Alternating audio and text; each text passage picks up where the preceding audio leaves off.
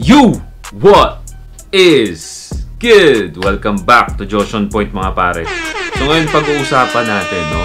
Nakaka-turn off nga ba ang pagiging introvert? I'm sure maraming makaka-relate dyan, no? So ready ka na, hit mo na yung like button, share mo na rin, and let's go! Bad boy, shake a kill, ako 10 toes down. Okay, pare. So, before tayo mag-start, no, gusto kong magbigay ng shoutout dito sa follower, subscriber natin na nag-suggest ng topic na to, no. So, shoutout sa'yo, pare.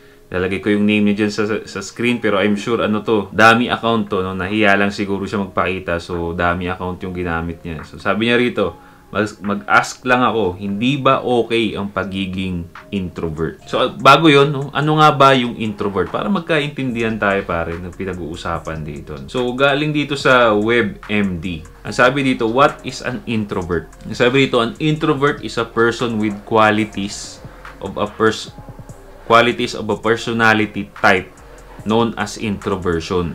Okay? Which means that they feel more comfortable focusing on their inner thoughts, no? Inner thoughts and ideas rather than what's happening externally.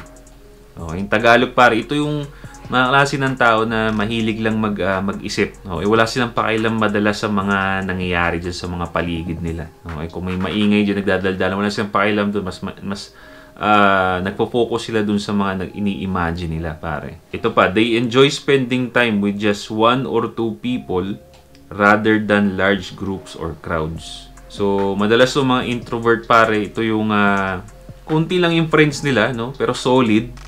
Hindi sila madalas pupunta sa mga, ayaw nila mga family gathering, ayaw nila madalas sa mga clubs. Kasi, hindi sila komportable, no? Hindi sila komportable pag maraming tao. Mas nag-e-enjoy sila pagka konti or mag-isa lang siya. Naalala ko tuloy, no? Based dun sa definition ng introvert na nabasa natin, no? Naalala ko tuloy yung mga grade school days ko, pare, grade school and mid-high school days ko, pare, na masasabi ko na sobrang introvert ako nun, no? Mas gusto ko talaga na nag-e-enjoy ako ng mag-isa. Okay? Kasi simula nun kasi, pare, no, pinalaki ako na gamer talaga eh. Binilhan ako ng Gen 1, pare, na Game Boy nun, nung bata ako. Kaya simula bata pa lang ako, mas natutuwa ako na mag-isa lang talaga ako, pare. Okay, mas nag-e-enjoy ako dyan. Pero nung tumanda ako, siguro mga mid-high school, no, dyan ako nagkakamalay sa mundo, pare, no? Diyan ka na medyo tinatamaan na ng hormones mo, no? Dyan na rin ako nag-explore kung ano yung mga talents ko. Kaya nung high school ako, pare, naalala ko noon, sumali ako ng dance troupe noon, no? Tapos doon na medyo natatanggal, no? Natatanggal yung pagiging introvert ko kasi marami na kami, no? Sumasayaw na ako sa stage na dati sobrang takot ako doon, no? Mahihiyain ako talaga. Tignan natin, pare, kung ano ba yung mga signs, no? Mga signs kasi iba-iba naman tayo, may mga sign, iba-iba naman tayo ng pagiging introvert, no? Tignan natin kung ano yung signs, no, based dito, signs ng pagiging introvert na baka meron kayo dyan, no? Tignan natin, masama nga ba? No, masama nga ba yung pagiging introvert? Number one, no? Number one dito nakalagay is need quiet to concentrate. Okay? So, madalas sa mga introvert daw, no, ang gusto nila tahimik para makapag-concentrate sila, which is, I think, lahat naman tayo ganun eh, di ba? Mahirap makapag-concentrate ng maingay. Yung iba naman, para makapag-concentrate, nagpi-play ng slightly chill music. Which is, I think, all goods lang eh. Pero, hindi pa ako nakakilala ng tao na nagko-concentrate ng maingay, no? So, I think, di naman masama yun, no? Nakalagay dito, are reflective. Oh, masama ba yun? Hindi naman eh. Di ba? So, mahilig, yung mga introvert kasi mahilig yan sila mag-isip talaga, no? Kaya tahimik yung mga yan kasi lagi nag-iisip. Kaya nagiging reflective sila, lagi silang mga ganyan. So, hindi naman masama yun eh. Di ba? Ito maganda, number 3, are self-aware. Okay? Pag self-aware ka, pare, madalas kasi pagka nag-iisip ka muna bago magsalita, madalas din sa mga introvert, observant. Nakikita nila yung mga ayaw ng mga tao, okay? Mga ayaw ng mga tao, mga gusto ng mga tao, nalalaman tuloy nila yung galaw nila, yung dapat nilang igalaw. So, dahil observant din sila, naikinig lang tong mga to, no? Nakikita nagiging self-aware ngayon sila kung ano yung mga mali at pangit. Di ba? Mga tama at mali. No? Kaya sinasabi ko nga sa inyo, di ba? Sabi ko sa inyo, observant ako pare, di ba?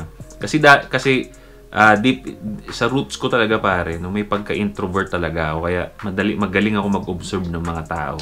Ito, sabi niya dito, take time making decisions. Okay, masama ba 'yon? Hindi rin naman eh. 'Di ba? Importante rin na bago ka mag-decide ng lalo ng mga malaking bagay, mag-isip ka muna, no? Pag-isipan mo munang mabuti. Okay? So, hindi naman masama 'yun. So, ito pa nakalagay dito, feel comfortable being alone. Oh, 'di ba? Masama ba 'yon? 'Di ba lagi ko sinasabi sa inyo, pare, practicein ninyo na mag-isa. Okay? Practicein ninyo na mag-isa para kahit mag-isa lang kayo, hindi kayo naghahanap ng attention, hindi kayo nagiging uhaw sa attention, 'di ba? Unlike sa ibang tao na nakadepende yung kaligayahan nila sa attention ng iba, which is not good, lalo na in today's society na puro social media. No, gagawin lahat mapansin lang, no? Sabi pa rito, don't like group work. No, ito na-adjust to eh, no? Ito yung medyo downside ng pagiging introvert, no? Don't like group work kasi sa totoo lang mas marami kang magagawa, no? Mas marami kang magagawa if may mga kasama ka or marunong kang makisama.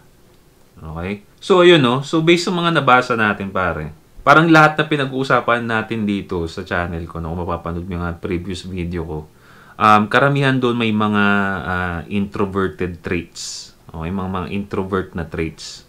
Okay, like yung maging self-aware, di ba? Mag-isip muna bago gumawa ng mga bagay-bagay. Okay, humanap ng mga solid na tropa. Tsaka yung yung pinaka-importante doon yung you have practice to be alone. Kung ikaw nanonood ngayon na introvert ka tapos walang nangyayaring maganda sa iyo, like for example relationship, no? Pera, tas introvert ka ngayon, alam mong introvert ka based sa mga nabasa natin. Well, ang masasabi ko sa iyo, pare, you have to go out of your comfort zone. Okay? Lagi ko sinasabi rito, kung walang nangyayari sa sitwasyon mo ngayon, kailangan may magbago eh. Okay? Kailangan may magbago.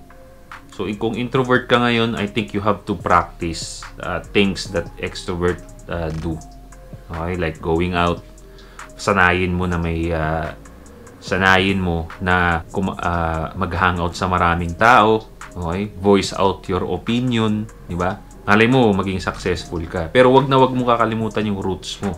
Okay? Kasi, alam mo para sa akin ba, based sa mga nabasa natin, mas malakas yung pagiging introvert eh. No? Pero, mas magiging malakas ka kung hahaluan mo ng pagiging extrovert, pare.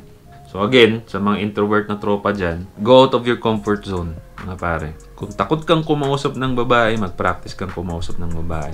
Kung takot kang pumunta ng club, mag-practice kang pumunta ng club. Okay? Kasi maraming alam ko may stigma na pagdating sa club walang makukuha maganda. Yes, I agree, no? Pero hindi naman sa totally wala kang magandang makukuha, no? Dito kasi pag napunta ka ng club, no, paminsan-minsan lang, nagde-develop diyan pare yung social skills mo eh. Okay, kung paano ka makisama sa tao, paano ka kumausap ng tao. Minsan diyan nagde-develop yan sa club. Okay, pero again, paminsan-minsan lang kasi siyempre gastos yan, wala naman tapos, di ba? So yun pare, in short to summarize, walang masama sa pagiging introvert. Okay, based sa mga nabasa natin. Actually, being a bad boy, no, kung magiging bad boy na mindset ka, madalas mas malaki yung pagiging introvert mo. Pero yun nga lang, syempre, kailangan umalis ka sa comfort zone mo kung walang nangyayaring maganda sa'yo. That's it for me, guys. Thank you so much for watching. This is Josh on Point. See you next time. Boom.